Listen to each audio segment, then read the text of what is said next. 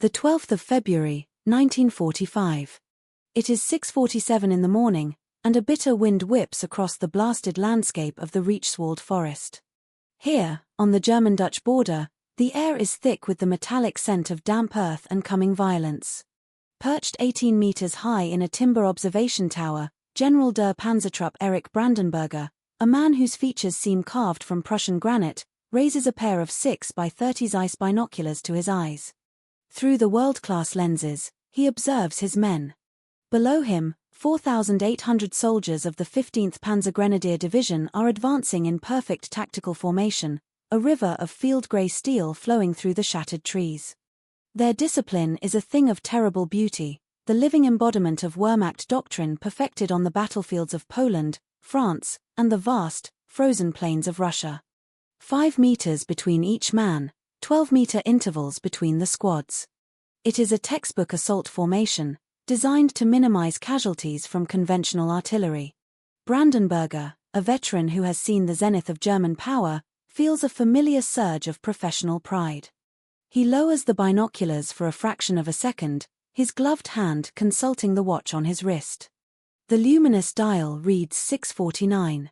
He looks again. His lead elements are now a mere 1,200 meters from the forward positions of the British XXX Corps. There is nothing. No answering machine gun fire. No probing mortar rounds. No visible activity from the British lines, only an absolute, unnerving silence that stretches taut across the muddy no-man's land. The quiet feels wrong, predatory. It is the stillness of a vast machine holding its breath. Then, at precisely 6:51, the impossible happens. The sky above his troops simply vanishes. This is not a metaphor, not a flight of poetic fancy. One moment, there is a low, bruised grey ceiling of cloud, the next, it is gone, replaced by a solid, mathematically perfect canopy of descending artillery shells. General Brandenberger, a man who has witnessed the full fury of the Eastern Front, literally cannot see the sky. He sees only a roof of high-explosive steel, falling with a density that seems to defy the very laws of physics. The sound that follows is not a series of distinct explosions, the familiar crump-crump-crump of an orthodox barrage. It is a single, continuous, deafening roar, an apocalyptic tearing of the air's fabric that is felt in the bones, in the teeth, as much as it is heard. The very ground beneath his tower shudders, not in waves, but with a constant, violent vibration, as if the planet itself were being struck by a colossal hammer. What Brandenberger is witnessing has no true precedent in the long, bloody history of warfare. He is not seeing 10 shells, or 100. He is seeing the coordinated, simultaneous impact of thousands of 25-pounder and 5.5-inch shells, all arriving at exactly the same time, on exactly the same piece of earth. The technical term is time on target. The British gunners, with their characteristic and grim understatement, sometimes referred to a divisional-level concentration as an uncle target. The Germans, had they the time or the sanity left to name it, might have called it Feuerzauber, fire magic. But this was not magic. It was mathematics, elevated to the level of annihilation. For centuries, the science of artillery had operated on a brutally simple principle: fire when ready. If a corps commander had 50 guns at his disposal, they would fire in a ragged sequence over the course of 2 or 3 minutes. The first shells, the ranging shots, served as an unambiguous warning. The enemy soldiers, alerted to the danger, would dive for the relative safety of their trenches, their bunkers, any scrap of cover they could find. By the time the final shells of the barrage arrived, half the intended targets were already protected, huddled deep in the earth, waiting for the storm to pass. The Germans themselves were masters of this traditional form of artillery. Their forward observation officers were arguably the best in the world, their ballistic calculations impeccable, their reaction times honed to a razor's edge. But the British had not merely improved upon the German system, they had rendered it obsolete with a brutal application of industrial logic. The concept behind time on target is, in its essence, devastatingly simple. If one shell, fired from a battery of 25-pounders far to the rear, takes 60 seconds to travel from the gun barrel to the target grid, and another shell from a battery of 5.5-inch guns closer to the front takes only 30 seconds, you simply fire the slower, more distant shell 30 seconds before the nearer, faster one. The result is that all shells, regardless of their point of origin, their caliber, or their trajectory, arrive in the same sliver of time. In theory, it is straightforward. In the mud-choked reality of the Reichswald in 1945, it was a practical impossibility without three things that only the British Empire could bring to bear in such overwhelming quantity.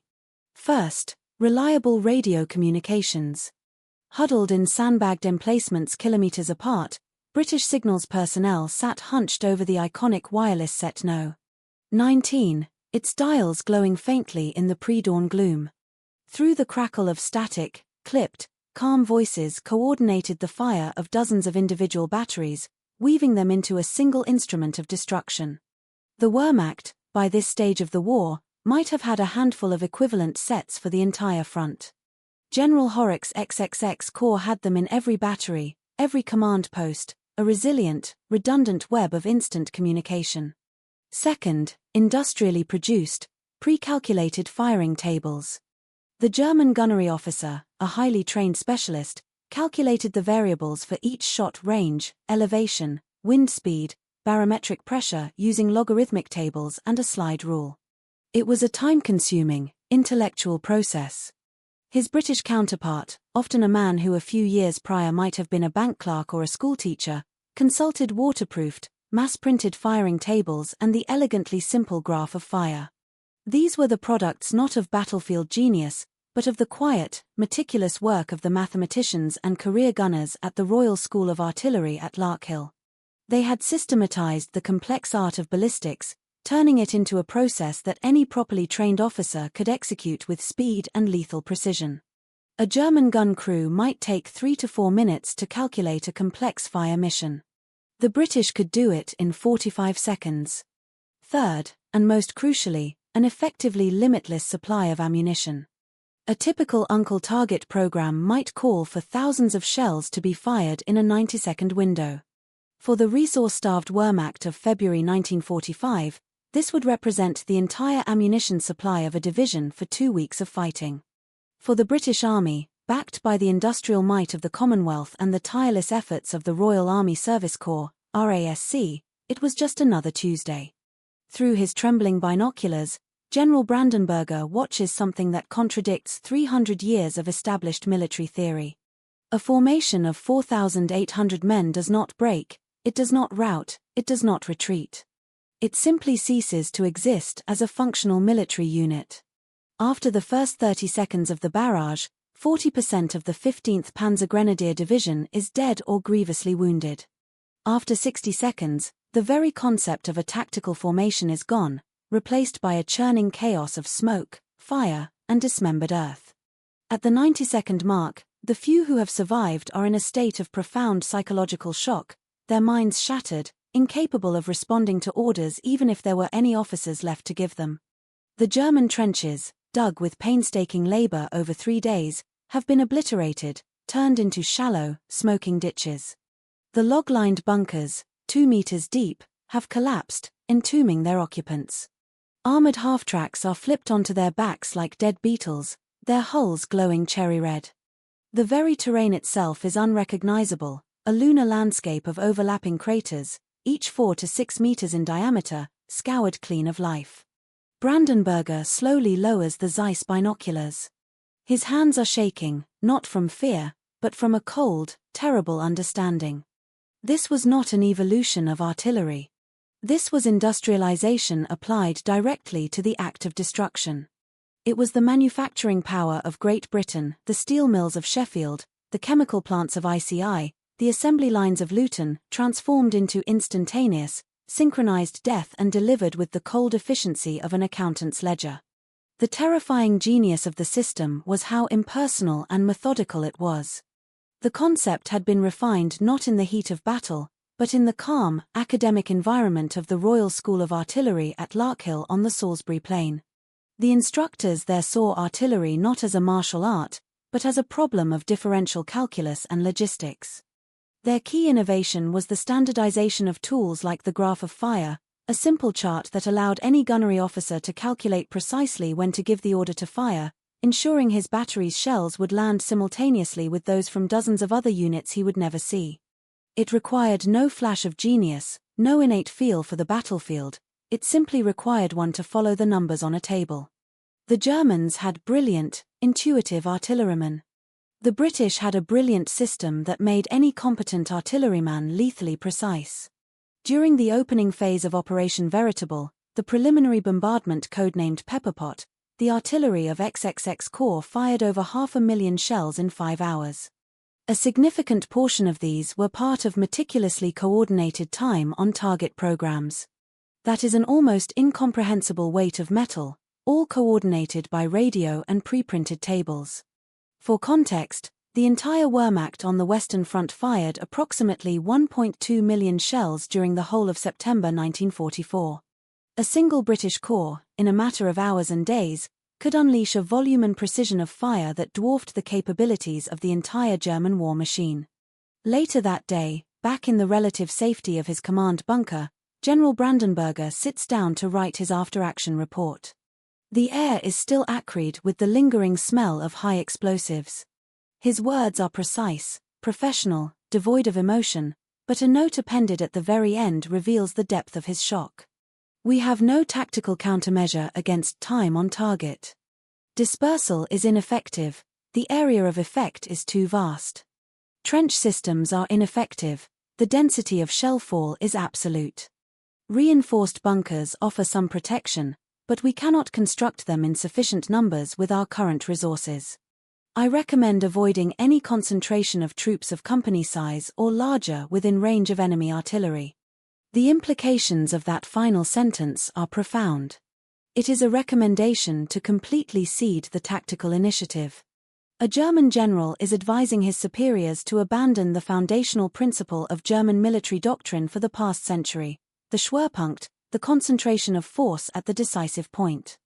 The entire concept of Blitzkrieg was based on massing panzers, infantry, and artillery into a narrow spearhead to rupture the enemy's lines. But against the British artillery system, concentration was suicide. The dilemma was absolute and inescapable. Disperse your troops, and you lose all offensive power, becoming little more than a poorly armed militia. Concentrate them, and a voice on a British radio would speak a grid reference, and thousands of shells would erase you from the map in 90 seconds. There was another dimension to this new form of warfare, one that Brandenberger did not include in his official report but which appears in the stark, haunted pages of his personal diary, discovered in 1982. It was the psychological impact. He writes, "Our veterans of Stalingrad described the Soviet artillery bombardments as hell on earth. But even in Stalingrad, there were pauses. The shelling would ebb and flow. This time on target has no pause. It is as if an entire 90-second bombardment is compressed into a single, unbearable instant. The mind cannot process it. The men simply switch off. I have seen soldiers sitting in the craters afterwards, physically unscathed, but unable to remember their own names. German field doctors had a term for this, Granatenschock, or shell shock. But what they were witnessing was something more primal. It was neurological trauma caused by atmospheric overpressure. When thousands of high-explosive shells detonate simultaneously in an area of 600 by 400 meters, the blast wave is not a single slap, but a solid wall of pressure that lasts for a full 1 to 2 seconds. The human eardrum ruptures at 185 decibels.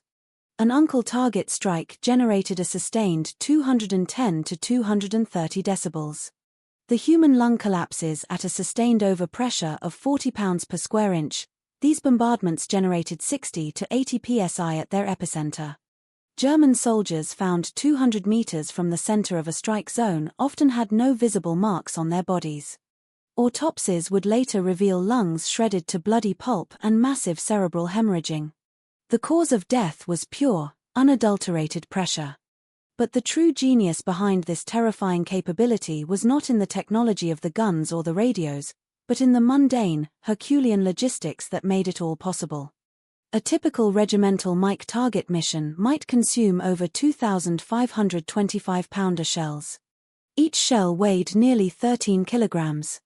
That is over 32 tons of ammunition. It had to be transported from the massive depots around Antwerp, across hundreds of kilometers of war-torn roads, to the gun batteries hidden in the forests and fields of Germany. It had to arrive precisely when needed, not before, as there was no space for storage at the gun line, and not after, for the offensive would have already moved on. While the Germans were still moving a significant portion of their supplies with horse-drawn carts and a dwindling fleet of trucks that consumed more fuel than they could often carry, the British relied on the quiet professionals of the RASC and their ubiquitous Bedford-Queensland lorries. These 3-ton workhorses, over 52,000 of which were produced by Vauxhall Motors in Luton during the war, formed the backbone of an unending conveyor belt, operating in meticulously timed convoys, 24 hours a day. It was not a war of brilliant generals against brilliant generals. It was a war of industrial systems, and the British system was a marvel of efficiency, converting raw materials from across the empire into synchronized death on the Rhine with the relentless rhythm of an assembly line. General Brandenberger survived the war. In 1948, during a military conference at the Staff College in Camberley, a young British officer asked him, with a touch of professional curiosity, which German weapon system he had feared the most, the Tiger tank, the STG-44, the Me-262 jet fighter? Brandenberger's response was immediate and surprising. "None of them," he replied, his voice flat. "We feared your lorries." The British officers laughed politely, assuming it was a dry piece of German humor. Brandenberger did not laugh. He looked the young officer in the eye. "You do not understand," he said.